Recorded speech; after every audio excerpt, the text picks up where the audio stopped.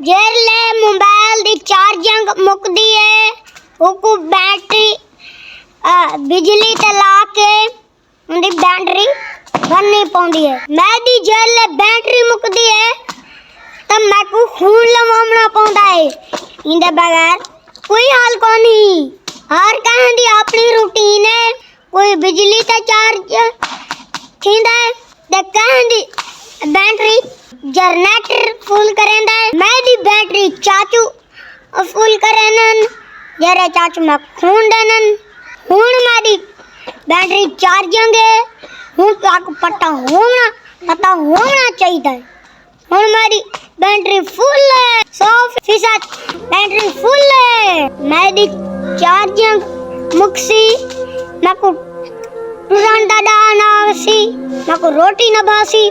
मेरा जीवन थोड़ा थोड़ा औखा थी ना है आंदा।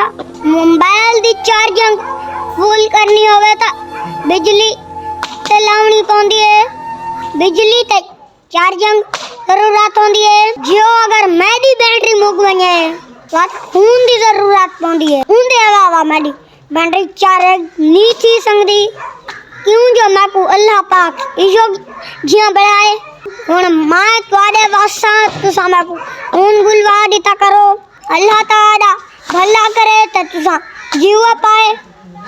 खुश रहो आबाद रहो। वस्सलाम।